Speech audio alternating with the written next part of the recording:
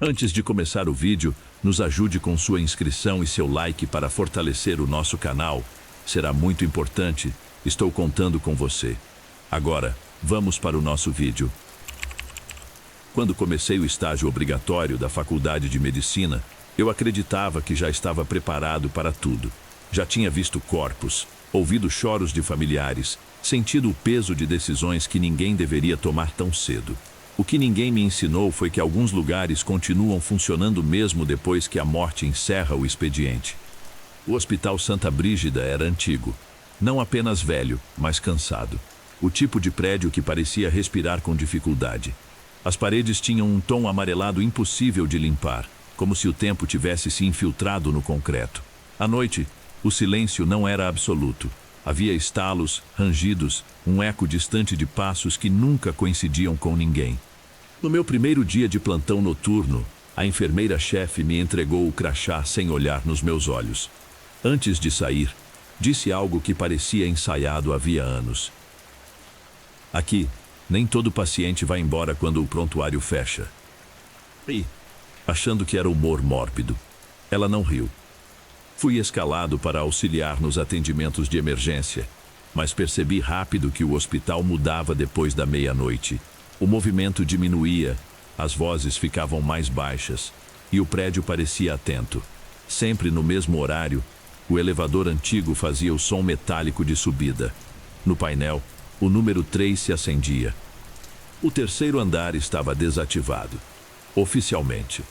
Perguntei ao segurança sobre aquilo. Ele coçou a barba, desconfortável. Tem lugar que aprende a não desligar. A resposta não fez sentido, mas algo no tom dele me fez parar de insistir. Na segunda semana, comecei a revisar prontuários antigos para um trabalho acadêmico. Muitos registros vinham do terceiro andar. Pacientes terminais, diagnósticos graves, mortes registradas durante a madrugada. O estranho eram as anotações posteriores. Observações feitas horas depois do óbito. Reações neurológicas sem atividade cardíaca. Frases vagas como respondeu ao estímulo ou apresentou consciência residual. Achei que fossem erros de arquivamento.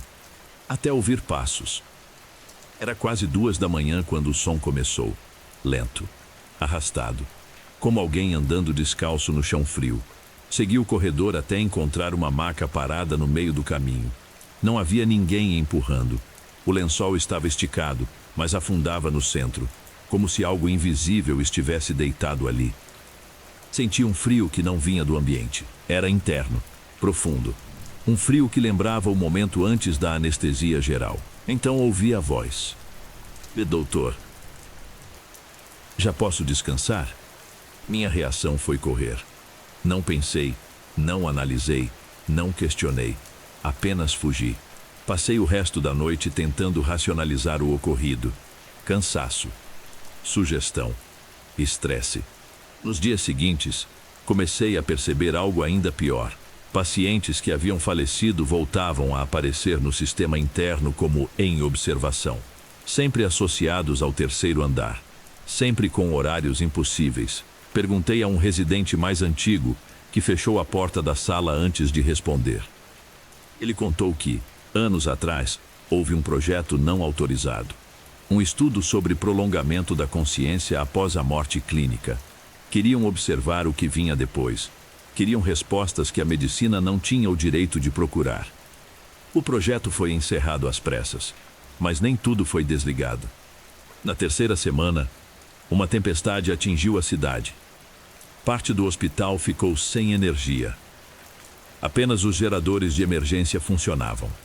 Mesmo assim, vi as luzes do terceiro andar acenderem por completo. O elevador abriu sozinho. Entrei. O corredor parecia diferente, mais limpo, mais ativo. Havia pacientes nas camas, sentados, imóveis. Alguns me olhavam, outros encaravam o vazio. Nenhum respirava, nenhum monitor apitava. Caminhei entre eles sentindo culpa, curiosidade e medo. Na antiga sala de observação, havia um grande vidro espelhado cobrindo a parede inteira. Meu reflexo estava atrasado. Vi meu corpo entrar na sala antes de eu dar o passo. Atrás de mim, Refletidas no vidro, dezenas de pessoas observavam. Algumas tinham olhos fundos demais, outras não tinham boca. Todas usavam pulseiras hospitalares.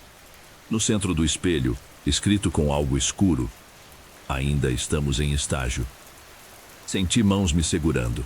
Vozes cochichavam termos médicos que eu nunca aprendera. Diagnósticos que não existiam. Tratamentos eternos. Acordei no pronto-socorro ao amanhecer. Disseram que eu tinha desmaiado. Que nunca estive no terceiro andar. Mas meu crachá havia mudado. Onde antes dizia estagiário, agora estava escrito observação permanente, terceiro andar. Desde então, toda noite à meia-noite, o elevador sobe. E às vezes, quando o hospital está em silêncio, alguém me chama pelo nome, com a minha própria voz.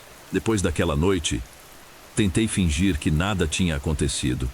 Convenci a mim mesmo de que o crachá havia sido trocado por engano, de que o desmaio explicava as lacunas na memória. Mas hospitais não erram esse tipo de coisa. E eu sabia disso. Passei a evitar espelhos. Havia algo neles que me incomodava desde o terceiro andar. Às vezes, quando passava pelo vidro da UTI, tinha a sensação de que meu reflexo piscava depois de mim, como se estivesse atrasado alguns segundos. Em outras ocasiões, parecia me observar quando eu já tinha ido embora. Os plantões noturnos começaram a ficar mais longos, não no relógio, mas na sensação. As horas se arrastavam de um jeito estranho, como se o tempo ali dentro fosse mais denso.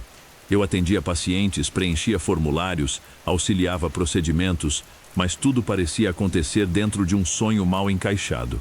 Vozes ecoavam nos corredores vazios. Chamavam médicos que não estavam mais ali. Chamavam pacientes pelos nomes completos, com a entonação de quem ainda esperava a resposta. Certa madrugada, encontrei Marta, a enfermeira-chefe, sentada sozinha na copa. Ela parecia mais velha do que eu lembrava. Os olhos fundos, as mãos trêmulas segurando um copo de café já frio. Você subiu, ela disse, sem me olhar. Não perguntei como ela sabia. Todo mundo sobe uma vez, continuou. Alguns voltam, outros ficam em observação. Perguntei o que significava aquilo. Ela respirou fundo, como se estivesse decidindo se valia a pena. O hospital aprendeu, disse. Aprendeu que algumas consciências não se apagam. Elas ficam presas no intervalo, nem vivas, nem mortas. E alguém precisa olhar por elas.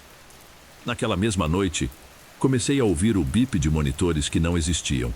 Sons de aparelhos desligados há anos. Cada vez que passava perto do elevador antigo, sentia uma pressão nos ouvidos, como se estivesse entrando em uma câmara fechada. Os sonhos pioraram. Sonhava que estava deitado em uma maca, incapaz de me mover, enquanto vozes discutiam meu caso acima de mim.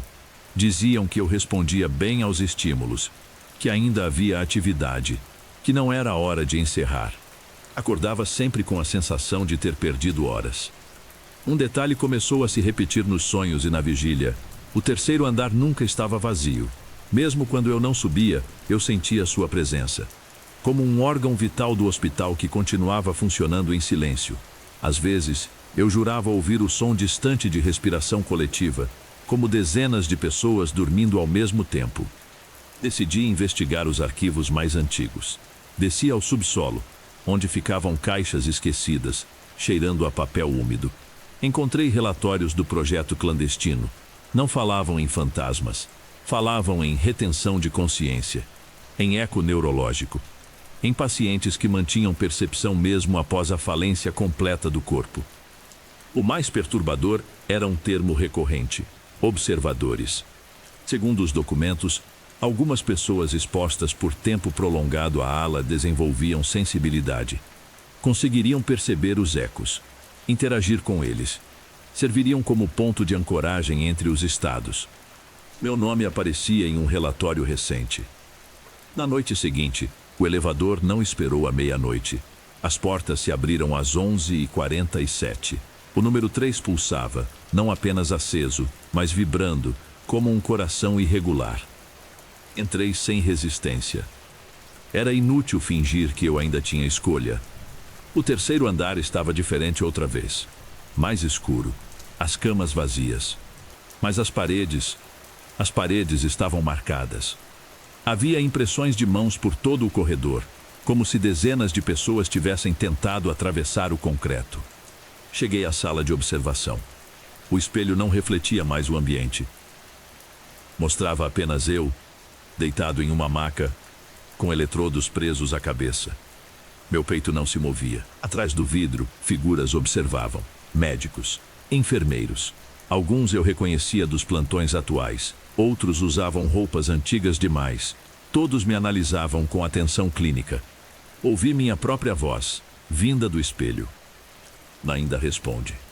Senti algo se acomodar dentro de mim. Não era medo. Era aceitação. Compreendi, então, que o estágio nunca foi sobre aprender a salvar vidas.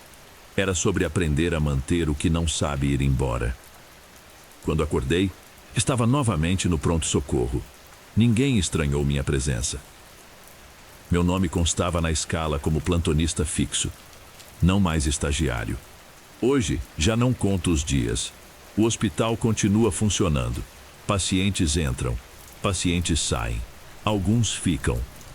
Às vezes, quando um novo estudante chega para o plantão noturno, observo em silêncio. Sei que, mais cedo ou mais tarde, ele ouvirá o elevador. E quando perguntar sobre o terceiro andar, vou dizer apenas o que me disseram um dia. Evite depois da meia-noite. Mesmo sabendo que não faz diferença, porque o hospital sempre escolhe seus observadores. Depois disso, perdi a noção de quando deixei de ser aluno e passei a fazer parte do hospital. Não houve formatura, nem despedida. Apenas um dia percebi que ninguém mais me perguntava há quanto tempo eu estava ali.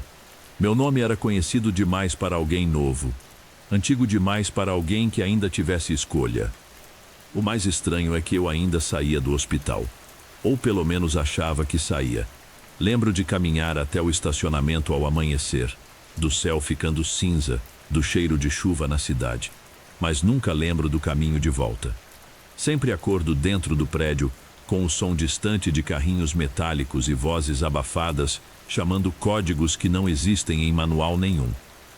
O terceiro andar passou a me chamar sem ruído.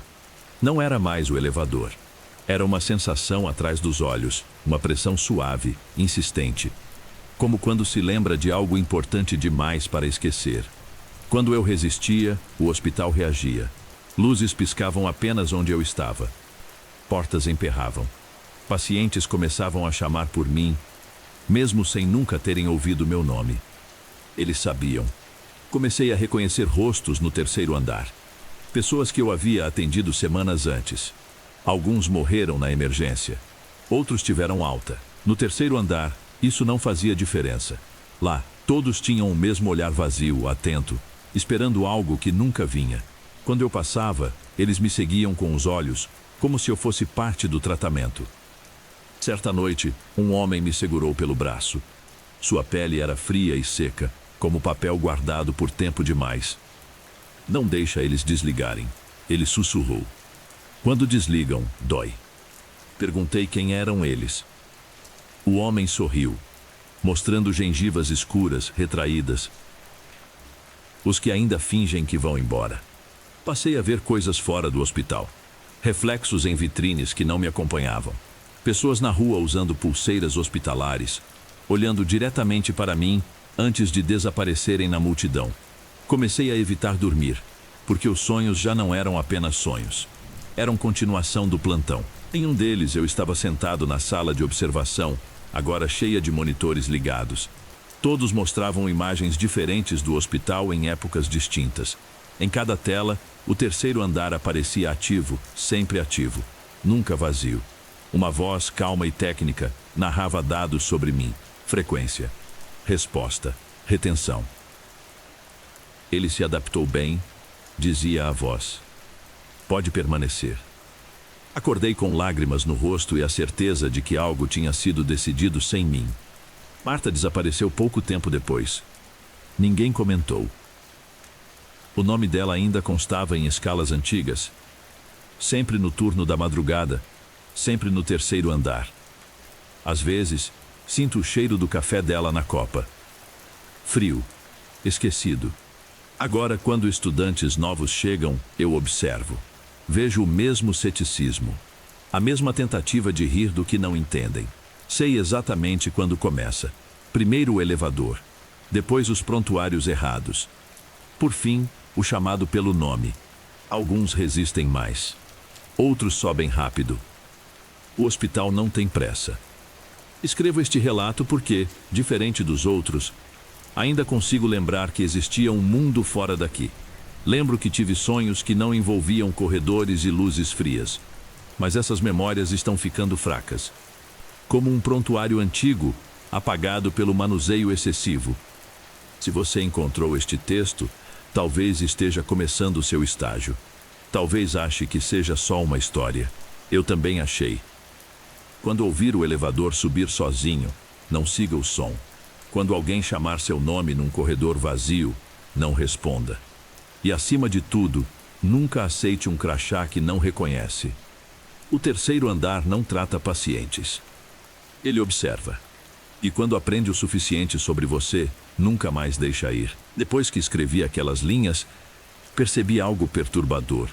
O texto não permanecia igual. Voltei ao computador da sala administrativa para reler o que havia digitado e encontrei trechos que eu não lembrava de escrever. Frases mais técnicas, mais frias. Como se alguém estivesse revisando meu relato com olhos clínicos. Onde eu havia escrito medo, agora constava a resposta emocional esperada. Onde escrevi vozes, lia-se estímulos auditivos persistentes. Apaguei tudo. No plantão seguinte, o texto havia voltado. Foi quando entendi que o hospital não apenas observava os pacientes do terceiro andar. Ele observava a mim. Usava minha mente como extensão do prontuário. Passei a sentir dores que não eram minhas. Pontadas no peito quando um paciente entrava em parada. Falta de ar quando alguém era entubado em outro setor. Era como se meu corpo estivesse sintonizado com algo maior. Um sistema nervoso espalhado por corredores, paredes e cabos elétricos. Numa madrugada silenciosa demais, ouvi o elevador subir outra vez. Não fui até ele. Permaneci parado, tentando provar a mim mesmo que ainda tinha controle. As luzes do corredor começaram a apagar, uma a uma, até restar apenas a que estava acima da minha cabeça. Então ouvi passos. Desta vez, não vinham do terceiro andar. Vinham de dentro de mim. Senti meu coração bater fora de ritmo, como se estivesse seguindo outro comando. Uma pressão familiar tomou conta da minha mente e imagens começaram a surgir sem aviso. Eu assinando prontuários com mãos que não eram exatamente minhas. Eu orientando novos internos sobre rotinas que eu não lembrava de aprender. Eu parado diante do espelho do terceiro andar, enquanto algo atrás de mim respirava em sincronia. A sala de observação voltou a aparecer nos sonhos. Agora havia uma cadeira extra, vazia, esperando. Em uma prancheta apoiada nela, li meu nome completo, seguido da palavra APTO. Aos poucos, compreendi o papel que estavam me oferecendo. O hospital precisava de alguém que ainda pudesse transitar entre os dois estados. Alguém que ainda lembrasse como era estar vivo, para ensinar os outros a permanecer. Na noite em que aceitei isso, nada extraordinário aconteceu. Não houve vozes, nem apagões, nem espelhos distorcidos. Apenas subi ao terceiro andar como quem vai cumprir uma rotina. Os pacientes me observaram em silêncio. Não havia mais desespero nos olhos deles, apenas expectativa. Caminhei até a sala de observação e sentei na cadeira vazia. Pela primeira vez desde o início do estágio, o hospital ficou em silêncio absoluto. Entendi então que o silêncio não era a ausência de sofrimento, era satisfação. Agora, quando o elevador sobe, ele não toca a campainha. Não precisa. Eu já estou lá. E quando alguém novo sente o primeiro arrepio, a primeira dúvida, a primeira vontade de investigar o que não deveria, sou eu quem surge no corredor. Uso um jaleco limpo, um crachá legítimo, uma voz calma. Digo exatamente o que disseram a mim. Mana, fica tranquilo. Isso passa. E passa mesmo. Tudo passa. Menos o terceiro andar. Depois daquela noite, deixei de tentar resistir. Não por fraqueza, mas por compreensão. Há coisas que não podem ser combatidas porque não são inimigas no sentido comum. O hospital não era mau. Ele era funcional. E eu tinha me tornado parte do seu funcionamento. Passei a perceber detalhes que antes me escapavam. O ritmo das luzes, o som específico de cada corredor, a forma como o ar mudava quando alguém estava prestes a morrer. O prédio respirava, e eu respirava com ele. Quando um paciente chegava ao limite entre ficar e partir, eu sentia antes mesmo dos monitores acusarem. Era um chamado sutil, quase respeitoso. Os que morriam rápido não vinham para o terceiro andar. Só vinham aqueles que hesitavam. Os que ainda tinham algo inacabado. Um pensamento. Um medo. Um apego simples demais para ser chamado de alma, complexo demais para desaparecer. Meu trabalho passou a ser explicar. Não curar, não salvar, explicar. Dizia a eles onde estavam. Dizia que a dor ia diminuir, que o tempo ali não machucava como no corpo. Alguns choravam, outros gritavam. Muitos apenas fechavam os olhos e aceitavam. Quando isso acontecia, o hospital ficava mais silencioso, mais estável. Certa madrugada, encontrei meu antigo reflexo novamente no espelho da sala de observação. Não havia atraso desta vez. Ele se movia comigo, perfeitamente sincronizado, mas parecia mais cansado. Ainda lembra de quem era? Perguntei. O reflexo sorriu com tristeza. O suficiente para não esquecer por que ficou. Foi então que percebi algo que ninguém havia me contado. O terceiro andar não era punição. Era contenção. Um lugar onde aquilo que não consegue ir embora não se espalha. Onde o sofrimento não vaza para fora. Onde o mundo continua funcionando sem ouvir os gritos que não saberia entender. O hospital precisava de observadores porque alguém precisava testemunhar. Enquanto alguém observa, aquilo existe. Enquanto existe, não se perde. Hoje, raramente subo pelo elevador. Não é mais necessário. O terceiro andar vem até mim quando preciso. Às vezes, aparece em sonhos de estudantes novos. Às vezes, em lapsos de atenção durante a madrugada. Sempre começa do mesmo jeito. Uma sensação estranha, um prontuário errado, um elevador que sobe sozinho. E sempre termina comigo explicando em voz baixa, com cuidado. Não é o fim. É só onde você fica quando não consegue ir. Se você está lendo isso agora, talvez já tenha ouvido o chamado. Talvez ache que ainda é cedo demais. Eu também achei. Todos acham, mas hospitais guardam tudo. Vozes, passos, pensamentos. E quando aprendem o suficiente sobre alguém, não pedem permissão. O terceiro andar continua ativo. O plantão nunca encerra. E eu continuo aqui, observando, para que você não precise ficar. Antes de irmos para o próximo relato, lembre-se de se inscrever no canal para fortalecer, e se tiver algum relato que queira compartilhar, mande no e-mail que estará na descrição. Vamos continuar.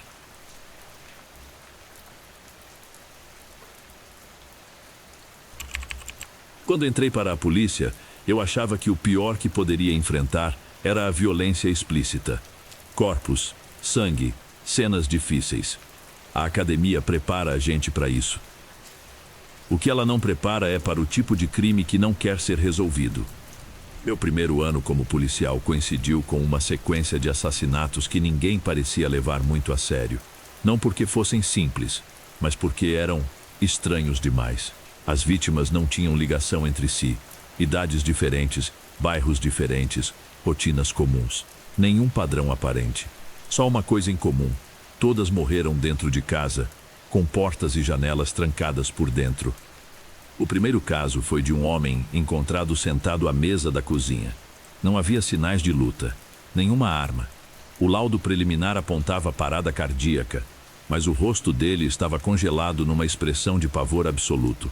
Os olhos arregalados demais, como se tivesse visto algo que o corpo não aguentou processar. Na parede, acima da pia, alguém havia escrito com algo escuro, talvez carvão ou fuligem. Ele estava aqui. Os superiores chamaram de vandalismo. Caso isolado. Vida que segue. O segundo corpo apareceu 3 dias depois. Uma mulher idosa deitada na cama, mãos cruzadas sobre o peito, como se tivesse sido preparada para um velório. Nenhum sinal de invasão. Nenhuma causa clara da morte. Mas o quarto estava frio demais, mesmo com o aquecedor ligado. Dentro do guarda-roupa, encontramos a mesma frase, escrita por dentro da porta. Ele estava aqui. Quando mencionei a semelhança, o delegado me mandou focar no meu trabalho e parar de viajar. Disse que novato costuma procurar padrão onde não existe. O terceiro caso mudou tudo. Era um jovem, mais ou menos da minha idade. Morava sozinho. Foi encontrado no banheiro, ajoelhado, de frente para o espelho. O espelho estava trincado, mas não quebrado. Como se algo tivesse pressionado o vidro por dentro. No vapor ainda preso às paredes, alguém havia escrito com o dedo: "Você também viu." Dessa vez, senti um desconforto que não era profissional. Era pessoal. Porque eu comecei a lembrar de coisas que não devia. Passei a sonhar com os locais dos crimes. Não como cenas estáticas, mas como se eu estivesse lá antes da morte, observando. Sempre havia uma presença. Nunca visível, mas perceptível. Um peso no ar. Uma sensação de estar sendo analisado. Levei isso a um investigador mais antigo. Ele me ouviu em silêncio e, no final, apenas perguntou: "Você já olhou os relatórios antigos?" No arquivo morto, encontrei registros semelhantes, espalhados por décadas. Casos encerrados como causas naturais, suicídios, acidentes domésticos. Mas as fotos mostravam o mesmo olhar, o mesmo pavor. E em alguns, a mesma frase aparecia ao fundo, quase sempre ignorada. Ele estava aqui. Perguntei quem era ele. O investigador respondeu sem emoção: "Não é quem, é quando." Segundo ele, existiam crimes que aconteciam quando algo se aproximava demais das pessoas. Algo que não tocava, não deixava marcas, não precisava entrar à força. Algo que apenas era percebido por alguns segundos antes do fim. O suficiente para quebrar a mente. Nosso trabalho, ele disse, é garantir que isso não vire pânico. Na semana seguinte, fui o primeiro a chegar em um novo local de crime. Um apartamento pequeno. Nenhum sinal de luta. A vítima estava caída no chão da sala, apontando para o corredor com o dedo rígido. Na parede, pela primeira vez, a frase era diferente. "Agora você sabe." Senti um arrepio imediato. Não pela morte, mas porque, naquele instante, tive a clara sensação de não estar sozinho no apartamento. O ar parecia mais denso. O silêncio, atento. Olhei para o corredor. Por um segundo, vi algo se mover fora do meu campo de visão. Não uma forma definida, apenas a ausência de luz onde deveria haver sombra. Desde então, comecei a ser escalado para esses casos com frequência. Sempre como apoio. Sempre como o primeiro a chegar. Nunca como responsável. Era como se quisessem me acostumar. Hoje, entendo por quê. Alguns policiais aprendem a investigar crimes. Outros aprendem a reconhecer quando não devem investigar. Eu aprendi a identificar o momento exato em que algo esteve ali. Porque às vezes, quando entro em uma casa silenciosa demais, eu sinto. E sei que ele acabou de sair. Se você ler nos jornais que foi morte natural, acredite, é melhor assim. Nem todo assassinato precisa de um assassino visível. Depois daquele caso, passei a ser chamado de forma discreta. Nunca pelo rádio, nunca oficialmente. Um investigador mais antigo aparecia do meu lado e dizia apenas: "Temos outro." Eu já sabia o que isso significava. Os locais começaram a se repetir nos meus sonhos antes mesmo de chegarmos até eles. Eu acordava com a sensação de já conhecer o ambiente. Sabia onde ficava o corredor, o quarto, o ponto exato onde o corpo seria encontrado. No início, tentei ignorar. Depois, parei de comentar. Na polícia, quem fala demais vira problema.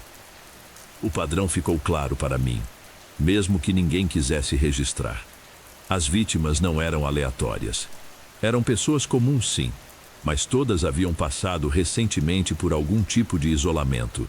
Luto, depressão, noites em claro, rotina repetitiva. Gente que passava muito tempo sozinha com os próprios pensamentos. Ele se aproxima quando a casa fica silenciosa demais, me disse o investigador, certa vez. Não da ausência de barulho, do silêncio interno.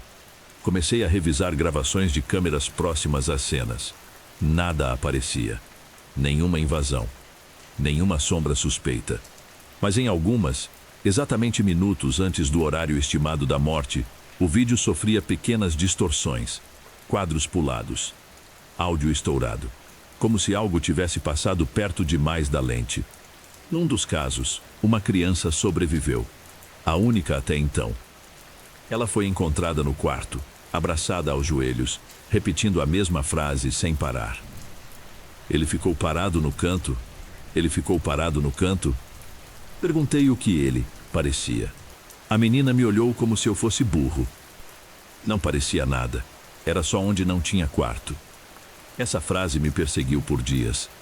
Passei a sentir a presença fora do trabalho. Em casa, desligava a televisão e o silêncio ficava pesado demais. Às vezes, tinha a impressão de que algo ocupava o espaço atrás de mim, sem emitir som, apenas observando. Quando virava, não havia nada. Mas o ar estava sempre mais frio naquele ponto específico.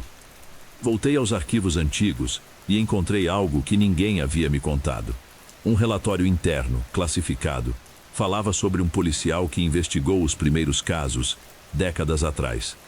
Ele descrevia os mesmos sintomas que eu estava sentindo. Sonhos premonitórios, sensação de acompanhamento, familiaridade com os locais. O relatório terminava abruptamente. Causa da morte, suicídio. Local, próprio apartamento. Portas trancadas por dentro. Nenhuma arma encontrada. Na parede da sala, escrita com carvão. Ele estava aqui. Na noite seguinte, fui o primeiro a chegar em mais uma ocorrência. Um prédio antigo, corredor estreito, luzes fracas. Antes de entrar no apartamento, senti algo diferente. Não medo. Reconhecimento. Ali dentro, não havia corpo. A sala estava intacta, a televisão desligada, o silêncio perfeito. No centro do cômodo, apenas um espelho apoiado contra a parede. Nele, alguém havia escrito com o dedo: "Agora você vê." Foi então que senti. Não atrás de mim. Não ao meu lado. Dentro do meu campo de visão. Uma região onde meus olhos se recusavam a focar. Onde a luz não se comportava direito. Meu coração disparou, mas meu corpo não reagiu.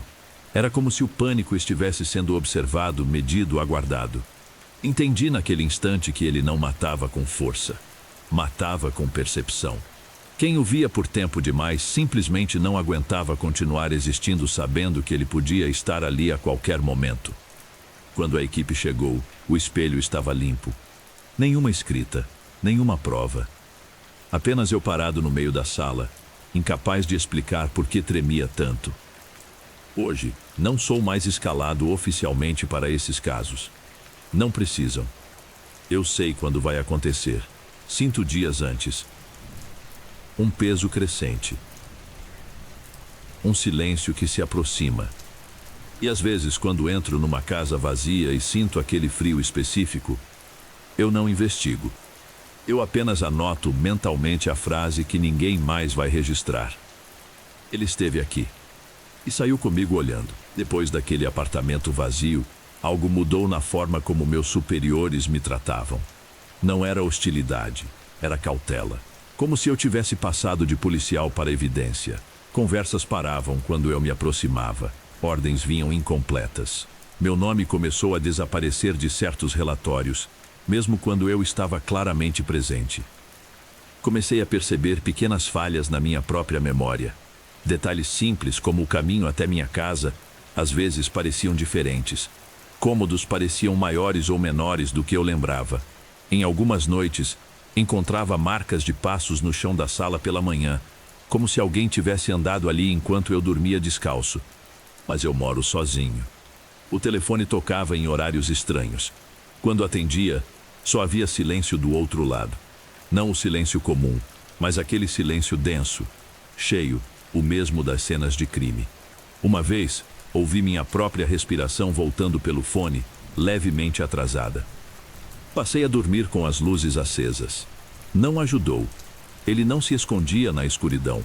Pelo contrário, parecia mais fácil senti-lo em ambientes claros demais, onde não deveria haver sombra suficiente para algo se ocultar. Um investigador antigo, perto da aposentadoria, finalmente falou comigo com honestidade. Foi na garagem, longe de câmeras. Você já percebeu que ele não aparece para todo mundo? Assenti.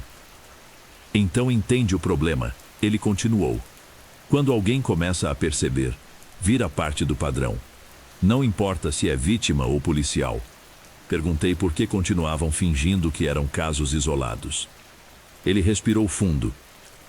Porque enquanto a gente chama de assassinato estranho, as pessoas dormem.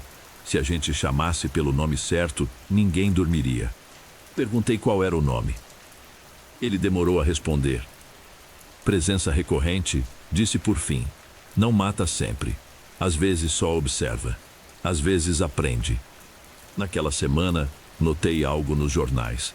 Pequenas notas sobre mortes naturais começaram a incluir descrições vagas demais. Sensação de pânico antes do óbito. Relatos de que a vítima dizia não estar sozinha.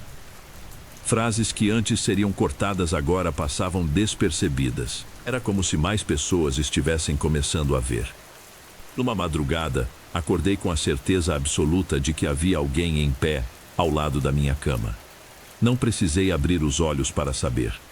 Meu corpo inteiro reagiu. O ar parecia pressionar meu peito. Abri os olhos devagar. Não havia ninguém. Mas havia um espaço onde a escuridão não se ajustava direito à luz do abajur. Um contorno irregular, quase imperceptível, como uma falha na realidade. Tive a sensação clara de que, se eu focasse demais, algo iria acontecer comigo. Algo definitivo. Desviei o olhar. Na manhã seguinte, encontrei uma anotação no meu caderno de ocorrências. Eu não lembrava de tê-la escrito. Ele não precisa entrar, ele só precisa ser notado. Foi aí que percebi a verdade mais difícil de aceitar. Os assassinatos não eram o objetivo, eram consequência. O verdadeiro perigo era a consciência da presença. Quanto mais pessoas percebiam, mais perto ele ficava de todos. Hoje, quando chego primeiro a uma cena, faço algo que ninguém me ensinou na academia. Antes de cruzar a porta, paro, respiro fundo e penso em qualquer coisa banal. Trânsito, café, documentos. Porque sei que, se entrar atento demais, se olhar do jeito errado, posso ver. E quem vê, passa a ser visto também. E ele nunca esquece quem o percebeu primeiro. Comecei a testar limites. Não por coragem, mas por exaustão. Viver evitando olhar, evitando pensar, evitando perceber, cansa mais do que o medo em si. Então, em algumas cenas eu ficava alguns segundos a mais. Observava o ambiente com atenção controlada, como quem encara algo pelo canto do olho sem virar a cabeça. Foi assim que confirmei uma coisa que ninguém nunca escreveu em relatório algum. Ele reage ao reconhecimento. Não imediatamente, não de forma óbvia, mas o ambiente muda.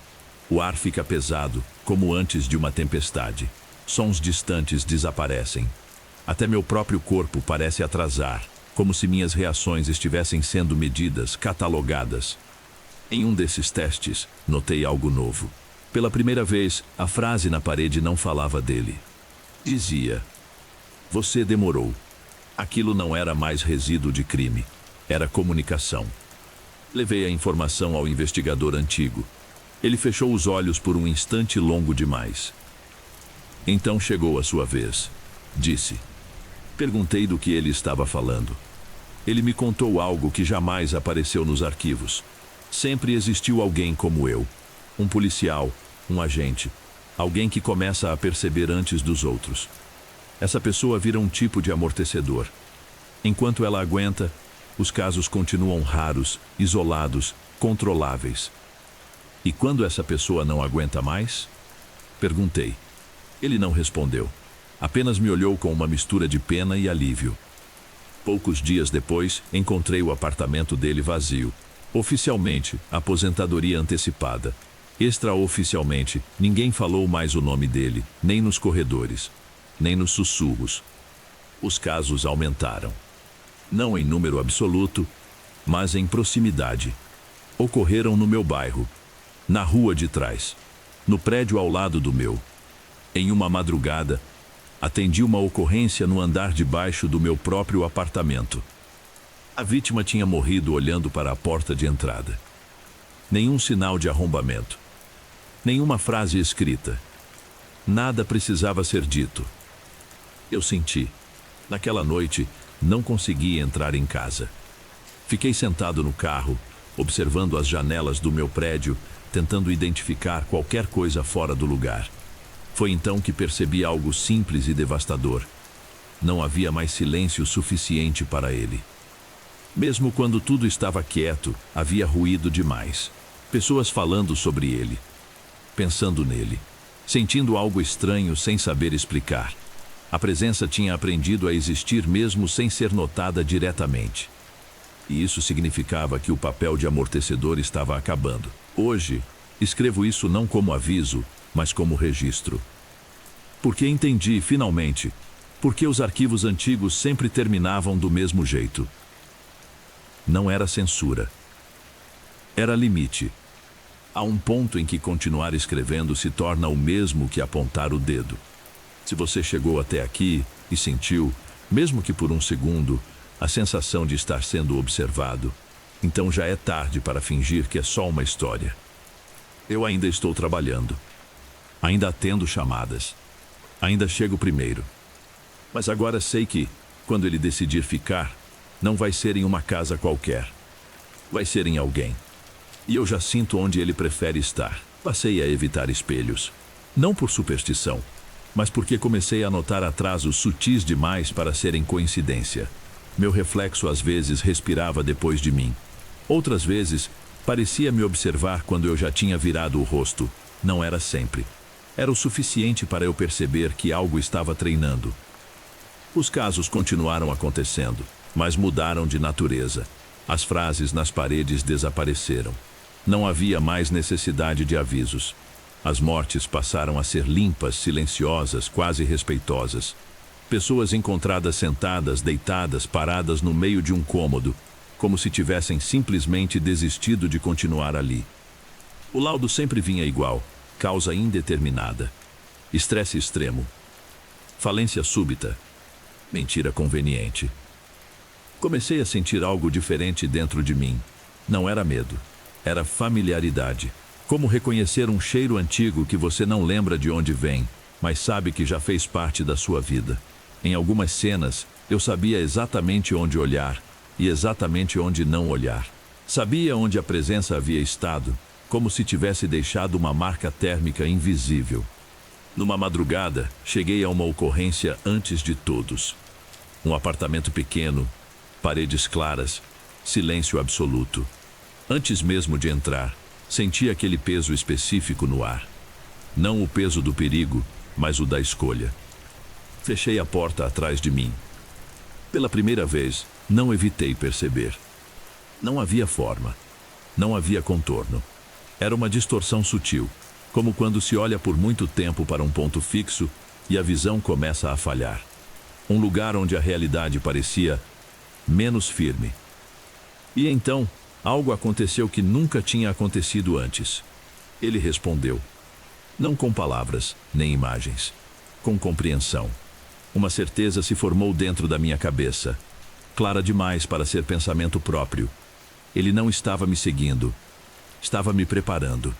Entendi o papel que sempre esteve reservado para mim. Não como vítima, não como investigador, mas como limite. Enquanto eu percebesse por todos, outros não precisariam perceber por si mesmos. Enquanto eu carregasse a presença comigo, ela não se espalharia. Era isso ou deixar que ela fosse livre. Naquela noite, nenhum relatório foi preenchido. Nenhuma foto foi tirada. Quando a equipe chegou, o apartamento estava vazio. Nenhum corpo, nenhuma evidência. Apenas eu sentado no chão da sala, tentando explicar algo que não pode ser dito em voz alta. Desde então, os casos diminuíram drasticamente. Os jornais pararam de mencionar mortes estranhas. Os relatos cessaram. A cidade voltou ao normal rápido demais. Rápido demais para ser natural. Eu continuei na polícia por um tempo. Depois pedi afastamento. Oficialmente, estafa. Extraoficialmente, ninguém tentou me convencer a ficar. Hoje, vivo uma vida simples. Evito lugares cheios. Evito silêncio absoluto. Às vezes, sinto aquela pressão familiar, como alguém parado logo atrás do meu pensamento. Mas ele não se move. Não precisa. Enquanto eu estiver consciente dele, enquanto eu lembrar, ele permanece contido. Se um dia eu esquecer, se um dia eu fingir que nunca vi, se um dia eu convencer a mim mesmo de que tudo isso foi só estresse, então alguém vai escrever a mesma frase em alguma parede. Alguém novo vai perceber tarde demais. Por isso continuo lembrando. Por isso continuo atento. Porque alguns assassinatos não acontecem com mãos. Acontecem quando ninguém mais está olhando. Hoje eu sei exatamente quando ele está mais perto. Não é à noite. Não é no silêncio absoluto. É nos momentos comuns demais para levantar suspeita. Uma tarde nublada.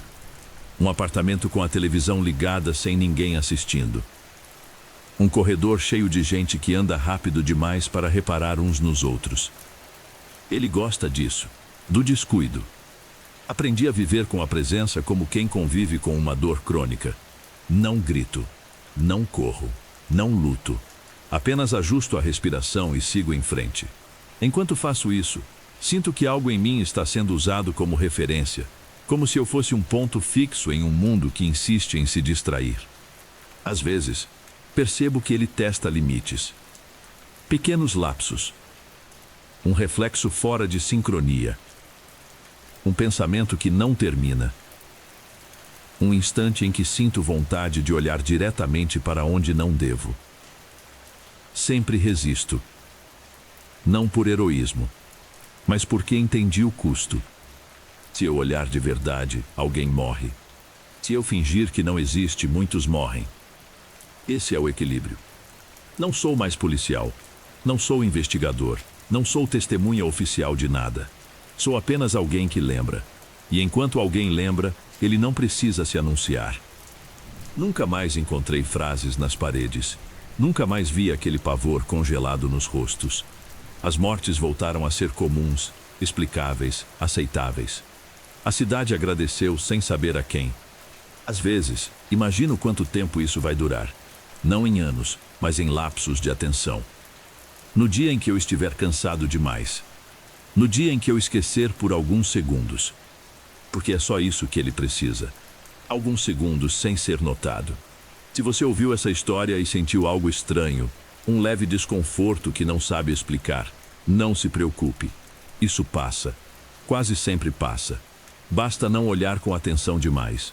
Basta não tentar entender. Eu continuo aqui, lembrando, observando, para que o próximo caso nunca precise existir. Todo dia era igual. Eu saía do trabalho às 10 da noite, fechava o caixa, apagava as luzes da loja e caminhava até o ponto final do ônibus. Não era um lugar perigoso. Rua larga, comércio fechado, um poste funcionando mal e outro funcionando bem. Normal. Tão normal que eu nunca prestei atenção. Até aquela noite. O ônibus da linha 72 sempre passava às 10h20. Eu sabia porque regulava a minha vida por ele. Se perdesse, só outro quase meia-noite. Naquela noite, cheguei cedo demais. 10h10. Sentei no banco de concreto, peguei o celular e comecei a rolar a tela sem ler nada de verdade. O vento estava frio, comum para aquela época do ano. O silêncio também não me incomodava.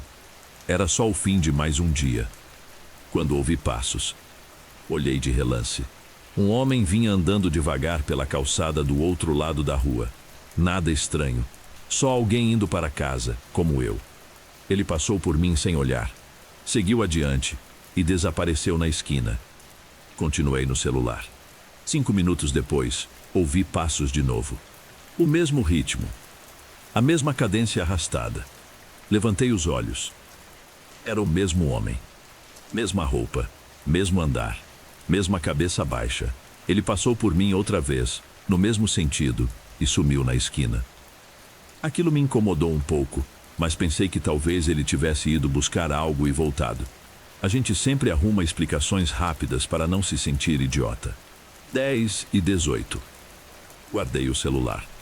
A rua parecia mais escura agora, embora os postes estivessem iguais. Foi quando ouvi os passos pela terceira vez. Dessa vez, ele parou. Ficou a uns 5 metros de mim, de costas, parado, imóvel demais. Manos, tá tudo bem? Perguntei, mais por educação do que preocupação. Ele não respondeu. Fiquei observando. O silêncio ficou pesado. Não era medo ainda, era desconforto. Aquela sensação de que algo estava fora do lugar. Mas você não sabe apontar o quê. Amigo, chamei de novo. Então ele virou o rosto. Não o corpo, só o rosto. O pescoço dele girou num ângulo que não fazia sentido. Ouvi um estalo baixo, seco, como quando você força um dedo. Os olhos estavam abertos demais. A boca, imóvel. Você já está atrasado, ele disse. A voz não parecia vir dele. Parecia ecoar dentro da minha cabeça. Levantei num pulo. Manafado pra quê? Ele sorriu. Um sorriso curto, errado, como se não estivesse acostumado a usar aquilo. Para perceber. Antes que eu pudesse dizer qualquer coisa, o som do ônibus se aproximou. O ronco pesado, familiar. Alívio imediato. Olhei para a esquina, esperando ver o farol surgir. Quando voltei os olhos para o homem, ele não estava mais lá. O ônibus parou. Subi rápido. Paguei a passagem e sentei perto da janela. Respirei fundo. Me senti ridículo. Cansaço. Estresse. Coisa da cabeça. O ônibus começou a andar. Passei pela esquina onde o homem tinha sumido.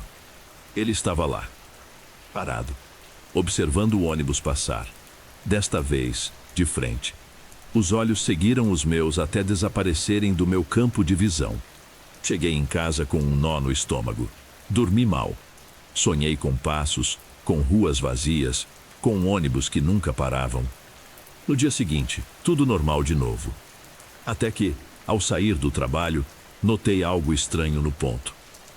Havia um cartaz colado no poste. Linha 72, Minas desativada temporariamente. Achei estranho. Não tinham avisado nada. Mesmo assim, fiquei esperando. Às 10h20, como sempre. O ônibus veio.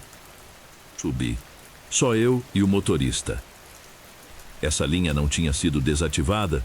Perguntei. Ele me olhou pelo retrovisor. Demorou demais para responder. Foi.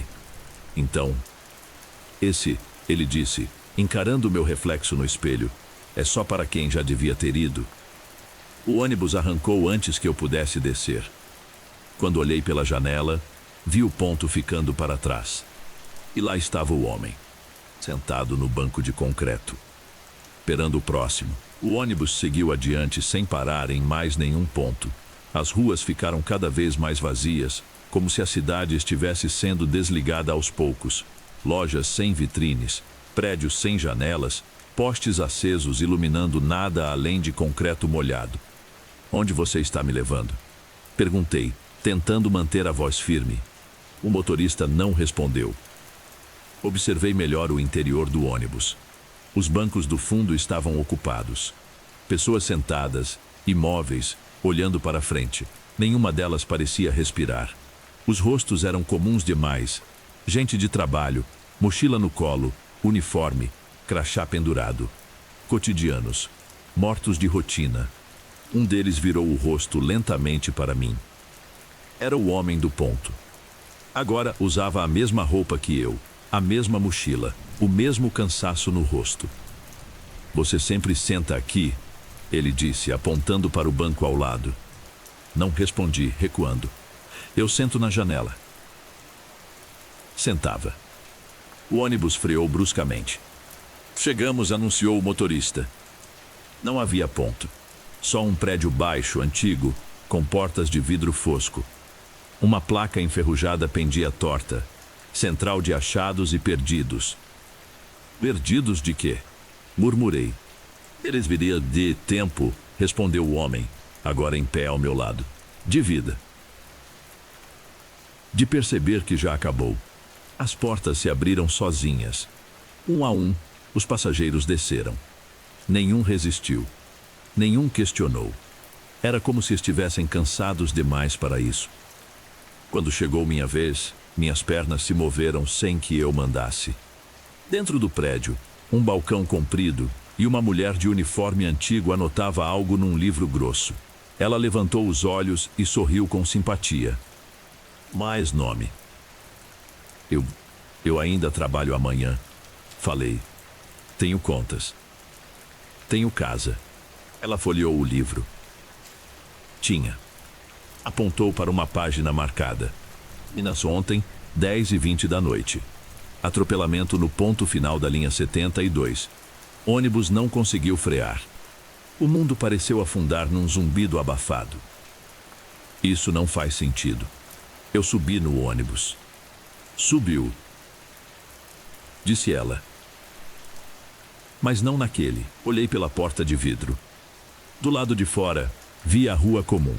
O ponto. O banco de concreto. O poste piscando. Pessoas chegando para esperar. Entre elas, um homem caminhava devagar pela calçada. Cabeça baixa. Passos arrastados. Ele ainda não tinha percebido. A mulher fechou o livro. Quer voltar para esperar? Esperar o quê? O momento em que você passa a ser ele. Senti algo me puxando para trás, de volta em direção à porta. Enquanto atravessava o vidro, ouvi a voz do motorista ecoando distante. Maimanos, próximo horário, 10h20. Quando dei por mim, estava sentado no banco do ponto. Celular na mão. 10h10. E alguém vinha caminhando pela calçada. Eu reconheci o som dos passos antes mesmo de levantar os olhos. Arrastados. Regulares. Próximos demais. O homem caminhava pela calçada do outro lado da rua, exatamente como antes. Cada detalhe era idêntico. A jaqueta escura, o jeito curvado, o ritmo cansado de quem só quer chegar em casa.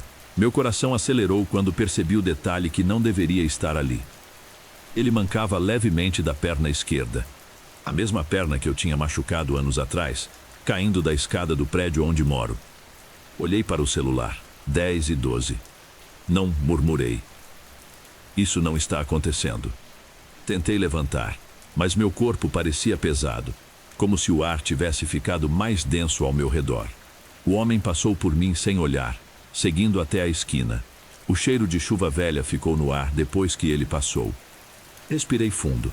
Talvez eu ainda pudesse quebrar o ciclo. Talvez se eu simplesmente fosse embora. Levantei de novo. Dessa vez consegui. Dei 2 passos para longe do ponto. Foi quando ouvi minha própria voz atrás de mim. Se sair agora, não vai entender nunca. Congelei. Virei devagar. O homem estava ali outra vez, sentado no banco de concreto, exatamente onde eu estivera segundos antes. Ele me olhava com um cansaço profundo, antigo. Me entender o quê? Perguntei. Que não foi o ônibus que te matou. Ele respondeu. Foi a repetição. Ele apontou ao redor. Mesma rotina. Mesmo horário. Mesmo ponto. Todo dia igual. Você foi ficando mais vazio, até sobrar espaço suficiente para algo ocupar. Isso é loucura. É cotidiano, ele corrigiu. Coisas estranhas só parecem estranhas porque você ainda lembra de como era sentir algo diferente. O som do ônibus começou a se aproximar. Dessa vez, não veio da esquina. Veio de trás de mim. Virei o rosto e vi o veículo surgindo devagar, silencioso demais. Os faróis apagados. As janelas escuras. Ele parou exatamente ao meu lado. As portas se abriram. Ainda dá tempo, disse o homem, levantando-se. Nem todos aceitam sentar aqui. Mas se eu não entrar? Perguntei. Ele deu de ombros. Então alguém vai sentar no seu lugar amanhã. Olhei para dentro do ônibus. Não havia passageiros. Só o motorista, imóvel, esperando. Olhei para a rua. Pela primeira vez em muito tempo, reparei nos detalhes. O céu nublado. Uma janela acesa num prédio distante. O cheiro de pão vindo de uma padaria que ainda funcionava 2 quadras dali. Vida. Dei um passo para trás. As portas começaram a se fechar. O homem me observava, com algo próximo de esperança nos olhos. O ônibus foi embora. O silêncio voltou. O homem suspirou. Boa escolha, disse ele, antes de começar a caminhar pela calçada, se afastando. Agora é com você. Espera, chamei. O que acontece com você? Ele parou por um instante sem virar. Eu continuo esperando, respondeu. Até alguém sentar. Ele sumiu na esquina. Olhei o relógio. 10h21. Fui para casa a pé naquela noite. Demorei mais, mas cheguei. Nos dias seguintes, mudei o caminho, o horário, o trabalho. Pequenas mudanças. Coisas simples. Mas às vezes, quando passo por um ponto de ônibus à noite, vejo alguém sentado demais, imóvel demais, olhando o celular sem ler nada. E sempre sigo andando, porque aprendi que algumas rotinas não levam para casa. Elas só ficam esperando. Achei que tinha acabado ali. Nos primeiros meses, a sensação de vitória era real. Eu pegava caminhos diferentes, voltava mais cedo, às vezes mais tarde. Comecei a reparar nas pessoas, nos sons da rua, em detalhes que antes passavam batido. A vida voltou a ter peso. Mas algumas mudanças deixam marcas. Certa noite, meses depois, precisei ficar até mais tarde no trabalho. Nada dramático, só uma entrega atrasada.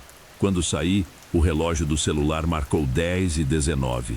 Senti o frio antes mesmo de perceber onde estava. O ponto não era o mesmo. Outro bairro, outra linha, outro banco de concreto. Mesmo assim, meu corpo reconheceu. Aquela sensação de encaixe errado. Como se o mundo tivesse ajustado tudo para que eu estivesse ali, naquele minuto exato. Sentei por cansaço. Foi quando ouvi passos. Dessa vez não fiquei paralisado. Levantei de imediato. O homem vinha pela calçada, mas não era o mesmo. Mais jovem, outra roupa, outro rosto. Mesmo olhar vazio. Quando passou por mim, ele parou e falou, sem virar a cabeça. Você também sentiu, né? Sentiu o quê? Perguntei. Que esse horário pesa mais que os outros. Olhei o relógio. 10h20. O ônibus apareceu ao longe. Não espera, falei rápido. Vai embora. Ele franziu a testa. Foi embora para onde? Não tive resposta. O ônibus parou. As portas se abriram. O motorista era outro. Mas o silêncio era o mesmo. O homem hesitou. Olhou para dentro.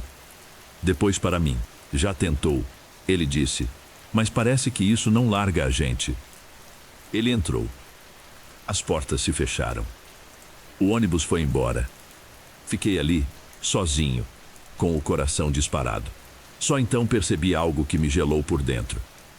No banco onde eu tinha sentado, alguém havia deixado um celular esquecido. A tela estava acesa. Mostrava um alarme. Amanhã, 10h20. Não peguei o celular. Fui embora. Mas desde então, toda vez que chega perto desse horário, sinto algo me observando. Como se o mundo estivesse só conferindo se eu ainda lembrava. E eu lembro. Porque algumas coisas não querem te matar. Só querem que você sente e espere. Achei que bastava lembrar. Que enquanto eu me mantivesse atento, nada daquilo poderia me alcançar de novo. Mas o cotidiano é paciente. Ele não corre, não força. Só espera você cansar. Meses se passaram sem incidentes. Até o dia em que acordei atrasado. O celular não despertou. A noite tinha sido curta. Saí de casa no automático, mente desligada, corpo obedecendo. Quando percebi, Já estava andando pela rua errada. O ponto errado. O relógio marcava 10h18. Meu estômago afundou. O banco de concreto estava vazio. O poste piscava. Tudo absurdamente normal. Respirei fundo e dei meia volta. 2 passos. Ainda dá tempo, disse uma voz atrás de mim. Fechei os olhos. Não precisava olhar para saber quem era. Eu não vou sentar. Falei. Não dessa vez. Você já sentou? Respondeu a voz. Só esqueceu. Abri os olhos. Não estava mais em pé. Estava sentado. O celular na minha mão mostrava uma tela que eu não lembrava de ter aberto. Câmera frontal. Meu rosto refletido ali parecia cansado demais. Mais velho. Mais vazio. Olhei em volta. A rua estava cheia de gente esperando. Pessoas comuns. Trabalhadores. Estudantes. Todos olhando o celular. Todos sozinhos, mesmo juntos. Eles ainda não sabem, disse o homem, agora sentado ao meu lado. Mas vão saber. Eu mudei? Falei, eu tentei. Ele assentiu. Tentou. Por isso dura mais com você. O som do ônibus se aproximou. Dessa vez, ninguém pareceu notar. Só eu. Quando ele chegar, continuou o homem. Você vai levantar. Alguém vai ocupar seu lugar. E tudo continua funcionando. E se eu não levantar? Ele sorriu, triste. Manos, então você vira ponto final. As portas se abriram. Senti meu corpo se mover. Levantei. E imediatamente alguém sentou no meu lugar. Um rapaz jovem. Olhos cansados. Celular na mão. 10h10. Ele nem me viu. Entrei no ônibus. Antes das portas se fecharem, olhei para trás. O homem já não estava mais lá. No banco de concreto, agora vazio, alguém caminhava pela calçada em direção ao ponto. Cabeça baixa. Passos arrastados. O ônibus arrancou. E, pela primeira vez, eu entendi. Não é o ônibus que escolhe. É o cansaço. E ele sempre chega no horário. Não sei quanto tempo faz desde aquela noite. Aqui dentro, o tempo não passa como antes. As ruas mudam, os bairros mudam, mas o horário permanece. 10h20. Sempre 10h20. O ônibus nunca atrasa. No começo eu tentava avisar. Olhava para as pessoas no ponto, queria gritar, sacudir, dizer para irem embora. Mas ninguém ouvia. Eu era só mais um rosto cansado passando pela calçada. Com o tempo, aprendi a reconhecer quem ainda podia escapar. Eles são fáceis de notar. Olham ao redor. Guardam o celular. Suspiram fundo, como se algo estivesse errado sem saber o quê. Às vezes, eu paro perto deles. Não espera, digo baixo. Vai andando. Alguns me ignoram. Alguns estranham e vão embora. Esses são os piores momentos. Porque quando alguém consegue sair, o vazio precisa ser preenchido de outro jeito. E o ônibus volta mais cedo no dia seguinte. Hoje, por exemplo, vi você. Tentado. Lendo isso agora no celular. Achando que é só uma história. Um jeito de passar o tempo enquanto espera alguma coisa. Olha o relógio. Ainda dá tempo. Porque quando os passos começarem atrás de você, não vai ser para assustar. Vai ser para avisar. Que já está quase na hora. Os passos começaram. Não atrás de você. Ao seu redor. Como se a rua inteira tivesse decidido andar ao mesmo tempo. Você vai perceber que ninguém reage. Ninguém olha. Cada pessoa ali acredita estar sozinha naquele instante. O relógio muda. 10h20. O ônibus chega sem barulho. Sempre chega. Não importa a cidade, o bairro, o nome da linha. As portas se abrem com a naturalidade de algo que nunca precisou se explicar. Você vai pensar em levantar. Sempre pensa. E é aí que entende tarde demais. Não é o ônibus que prende as pessoas. É o alívio de parar por um segundo, de sentar, de não decidir mais nada. Quando você entrar, Alguém ocupará seu lugar no banco. Alguém cansado. Alguém comum. Alguém que ainda acredita que amanhã será diferente. E o mundo continua funcionando perfeitamente. As luzes da rua permanecem acesas. Os horários seguem corretos. As pessoas seguem voltando para casa. Só você não. Porque algumas rotinas não são hábitos, são filas. E agora é a sua vez. Se você gosta desse tipo de conteúdo e chegou até aqui, deixa o like para dar uma força, se inscreve no canal para não perder os próximos relatos e compartilha com alguém que também curte histórias que começam como curiosidade e terminam como aviso. Isso ajuda mais do que você imagina e mantém essas narrativas vivas. Também sinta-se à vontade para compartilhar seu relato conosco no e-mail que estará na descrição. Obrigado e até a próxima.